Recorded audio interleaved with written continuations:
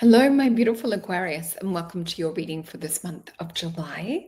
So we have a little bit to get through. We're going to talk about the astrology. We have a look into tarot and see what Spirit is saying to get through this month of July. So here's the little poster that I've made for you guys. So don't settle, ask for more, especially in love.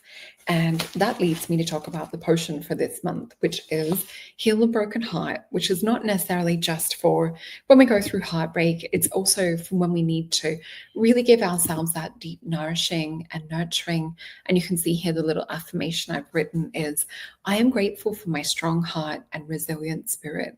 So this is the energy and the nourishment that we need to be focusing for the month of July. And remember, when you purchase the potion, and you can also purchase in the bundle to try everything, you also get sent a link to our online new moon event. So this one coming up towards the end of July will be in Leo. This one that we've just been through is the new moon in Cancer. And I also want to remind you that you can head on over to solreta.com to have your own private booking where we look into each and every question that you have in that hour. And I try and pack as much as I can. And also keep an eye out because there will be a new consultation coming soon. And I just want to say thank you so much for all of the love and beautiful comments that you guys pop on my channel. I really do appreciate that. So the crystal that we have for this month is rose quartz. So pairs really perfect with Heal a Broken Heart. And we know that rose quartz is one of those good all-around high vibe crystals, but it's great for heart chakra. It's great for like self-love, for nurturing, for really calming and soothing heart as well. And let me just get into a little on the astrology theme. So the theme that we'll see for this month for beautiful Aquarius, upgrades in relationship, breaking patterns, courage to really voice your true needs and your desires as well. So a lot of heart chakra focus for you guys this month. So there was a little song that I had come up as I was writing this out too. So July invites you to put in the work as the sun flows through, nurturing Cancer into your sixth house of daily routines, health, and service. So early in this month, just expect to feel more kind of like inspired or to feel like sparks trying to like almost like jump shock us for change with this as well. And when Venus aligns with Uranus around July 4th, this will be a really great time to connect with a friend that is on that same health kick or that same level. So maybe even partnering up and going to the gym or yoga or even just walks with friends that are really on that same wavelength. So Venus will also enter Gemini, helping to clarify your goals. Beware with Neptune retrograding that same day. This will definitely ask you to see things a little bit more clearly, especially around what brings you joy. And I'm not talking about the sort of joy of the people-pleasing nature where it's, makes you happy to make other people happy. I really want you to evaluate and write down your hopes, dreams, and desires and have a look at what makes you happy or feels fulfilled in that way. So we'll have deeper conversations around romance and connections that might also come up around this time. We'll have Venus with Saturn in Aries and Neptune retrograde around the 6th of July. So this might open your eyes, and I just saw 333, my favorite number, to deeper truths about your romantic and sensual desires. So the energy will shift radically when Uranus enters Gemini around July 7th. This will definitely encourage us to speak about what it is that we've been holding on to push past those fears, and to really claim that love that you've been asking for, even if it's just internally. It's time to speak that out. So with this, I kept having the song by Natasha Bedingfield, which is called Unwritten. And I kept hearing it's like so close, we can almost taste it with this. So I'm just going to recite some of the lyrics. So release your inhibitions, feel the rain on your skin. No one else can feel it for you. Only you can let it in. No one else can speak the words on your lips. Drench yourself in words unspoken. Live the life with arms wide open. Today is where your book begins. The rest is still unwritten. So I might not have done the tune perfectly because I'm not a singer. But anyway, this is essentially the embodiment of what I feel for you guys this month, which is writing your book. Do you want your book to have the dream ending, or do you want it to sort of stay on par, making sure that everything's just on like a secure even kind of level, or do you want to have that romance story? So question to ask yourself. So this is the kind of energy that you feel also around Capricorn full moon, which will be around July 10th. So this is all about honoring your needs, your authenticity.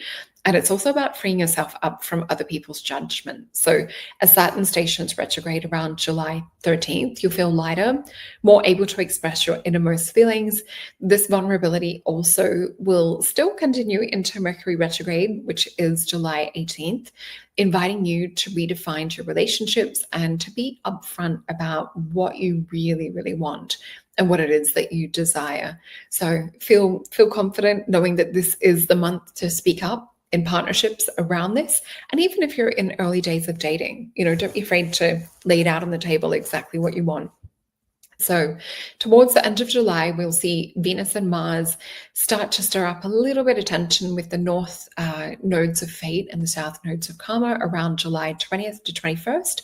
So this will also be leaving us feeling a little bit unsure, perhaps around romantic relationships and intimacy. But as Leo season kicks on around July 22nd, this is the time where you might even feel that that's it. I can't wait any longer, and cutting off connections that are no longer serving you or no longer feeling that they fulfill you. So we also will have the Leo new moon, which will be July 24th. So this also marks a really powerful fresh start. This is more going to be a fresh start that's aligned and connected with your heart and what your heart truly desires, rather than just from a mental level as well. So as July closes, we also have Venus entering Cancer on July 30th, bringing hope, nurturing, glowing energy. This will also help you navigate the rest of the retrograde season. And remember, we have a retrograde shadow period 2 weeks before the retrograde on the 18th and 2 weeks after it finishes too. So affirmation for July: I release fears, embrace vulnerability, and welcome the love that honors my authentic self. So that's what I have for you guys. Let's have a look into the cards now. And I'm using the Alice in Wonderland Tarot for you guys today. So let's have a look at what Spirit wants to show us for this month of July for my beautiful Aquarius.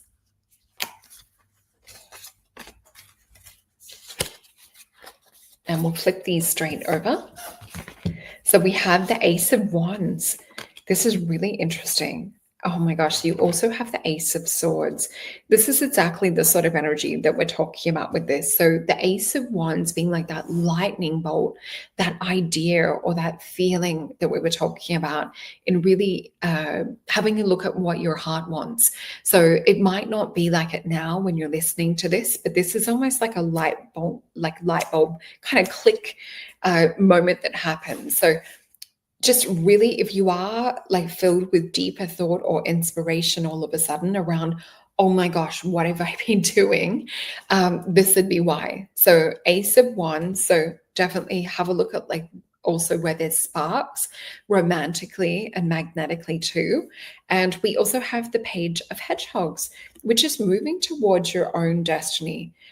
Because we have the Ace of Swords. So this is moving towards a point of where you're feeling something, you're like, I need to like say something, I need to take action. And we have the Ace of Swords come in. It's almost, if we can imagine someone like behind you, like one of your spirit guides coming up, and it's like, just say the thing, and like pushing you. So there is a lot of encouragement also from Spirit. This is the card of the Nine of Swords. So with their Spirit, I just keep feeling them in the wings, like pushing you to make the changes, because some of you may even be in romantic situations that could even be a bit cruel, because this is a card of cruelty. So let's go a little bit deeper. We'll get some more Alice cards. We also have a Two of Hedgehogs. So there is a decision that this would be a really good month to make the decision.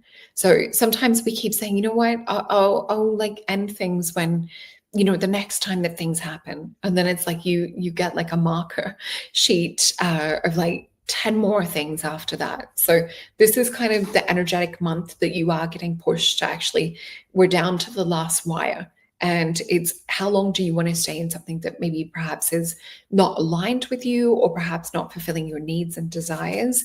And we have the Four of Swords with this, which we know is a card of healing and meditation. So don't think about it so much. And I said this to one of the other signs. I'm trying to think, it was earlier on in the recording. So more the other spectrum of the zodiac side of things. But yeah, I said with this is not about thinking of the downfall or the downside or the sad side. This is more about like reclaiming yourself and looking towards a brighter future and to look into excitement. So even just thinking, oh my gosh, I get to fall in love again. Whereas a lot of people will think, oh, I'm never going to find love again. So switch that. That's what the Two of Disc is asking us to look into. So this is Jupiter and Capricorn. And of course, if you are partnered, this doesn't necessarily mean that there's breakups or shifts happening.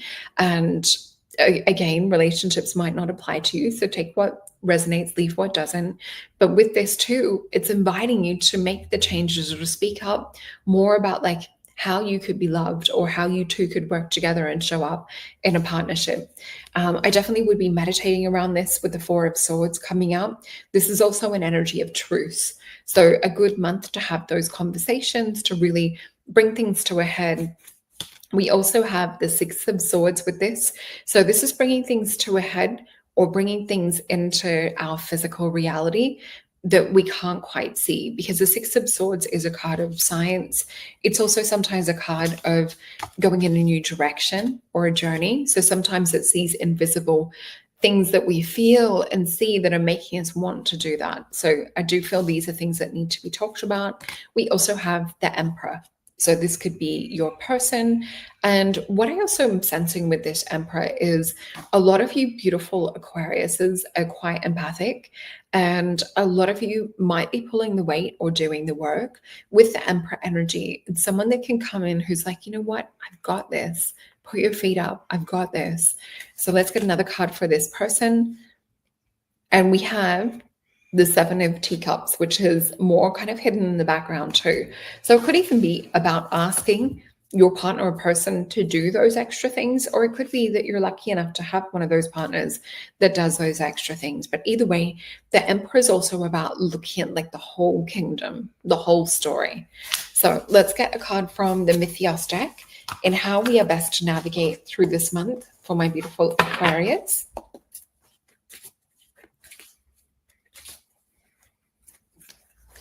And they're pointing me to the Star Tarot after this as well. And we'll get you an Oracle card too.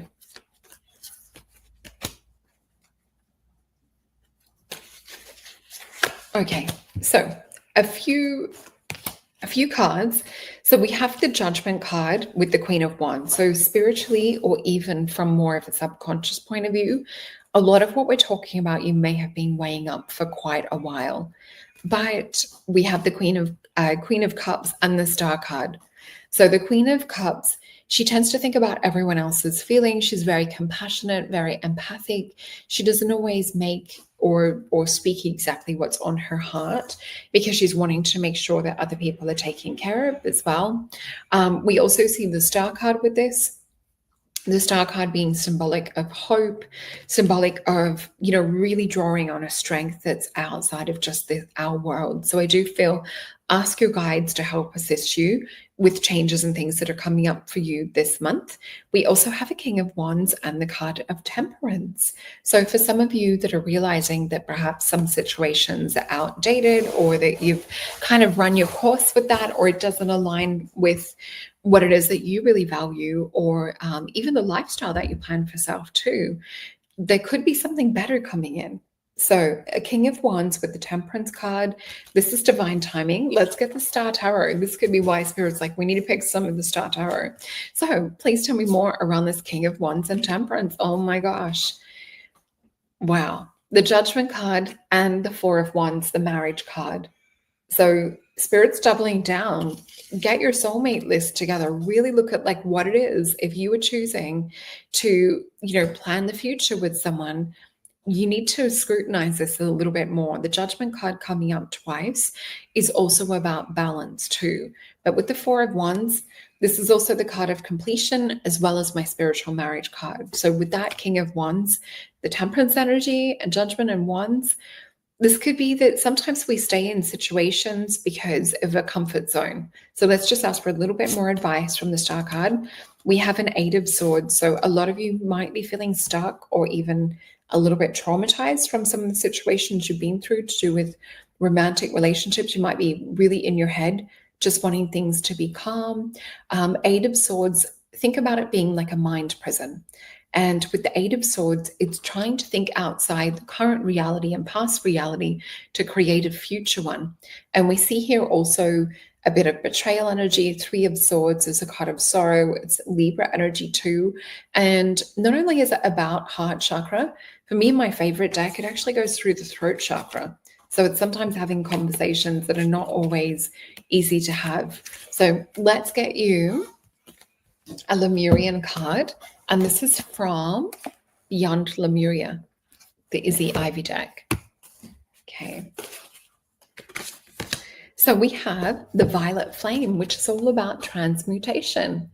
So this is transmuting all of the hardships, the tough things that you've walked through, the misunderstandings, the feeling locked in mentally, like there's no way out of things. And it's time to transmute that. It's time to realize how strong some of the things have made you in the past, and to have a look at perhaps how they've given you a bit of a measurement going forth for future as well.